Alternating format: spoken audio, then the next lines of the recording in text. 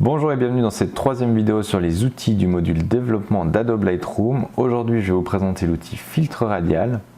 Sachez que le fonctionnement du filtre radial est quasi similaire au fil gradué, à la seule différence qu'au lieu que le dégradé soit linéaire, il sera en cercle. Passons tout de suite dans Lightroom pour que je vous montre comment il fonctionne. Nous voici dans Lightroom, donc l'outil filtre radial se trouve ici en haut à droite, c'est le petit cercle ici. Alors si je clique dessus, je peux l'activer ou avec le raccourci clavier qui est la touche majuscule M. Comme vous le voyez, on peut modifier les mêmes options que sur le filtre gradué, donc la température, la teinte, l'exposition, etc. Ce qui va changer, c'est ici en bas, on a un contour progressif et une case inversée. Je vais vous les expliquer tout de suite, mais avant, je vais vous montrer comment on met un filtre radial.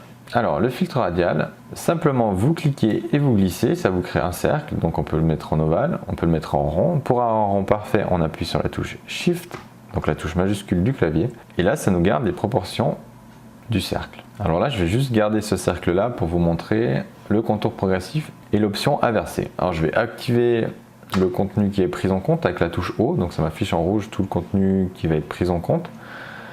Le contour progressif va permettre de gérer du coup le contour du cercle.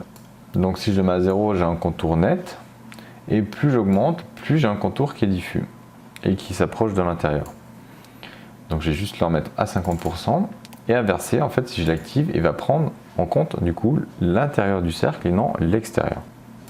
Voilà, du coup maintenant celui-là je vais le supprimer et du coup je vais en créer un nouveau. Voilà, là je peux le déplacer du coup en appuyant sur le rond et je peux le diminuer avec les côtés. Et si vous voyez que du coup j'ai pas accès au haut et au bas, alors ce que je peux faire, c'est ici en allant dans modifier l'échelle, je peux aller choisir A8e par exemple. Du coup, ça va me créer une image plus petite et je peux ici venir modifier le haut et le bas et je peux déplacer. Du coup, c'est nettement plus simple à voir. Voilà, je vais juste remettre adapté pour la taille de mon écran.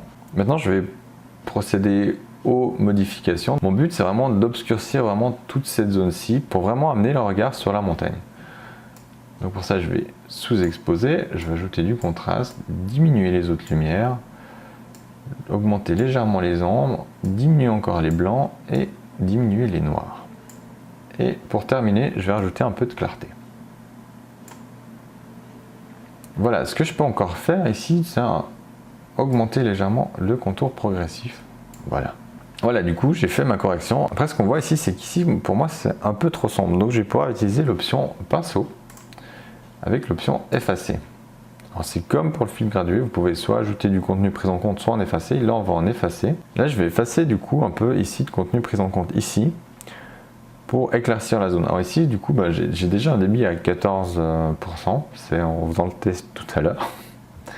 Donc par défaut il est à 100%. Donc à 100%, ce qu'il va faire c'est qu'il va m'enlever, vous voyez si je peins ici, il va m'enlever 100% du contenu qui est pris en compte. Et si j'affiche avec la touche O le rouge, vous voyez, on voit qu'il n'y a plus rien.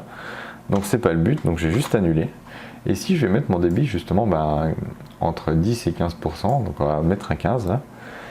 Et je vais venir peindre ici. Comme vous voyez, j'ai une zone qui est plus claire qu'avant. Si je viens ici dans l'historique, mettre juste avant l'ajout, ajouter un contour, vous voyez la différence avant, après. Maintenant je vais juste vous montrer avant, après l'ajout du filtre radial. Donc voilà, avant, après. Donc j'ai vraiment réussi à amener le regard sur ma montagne. Voilà, du coup maintenant je peux désactiver mon filtre radial et j'ai mon image. Voilà, du coup j'en ai terminé avec cette vidéo sur l'explication du filtre radial.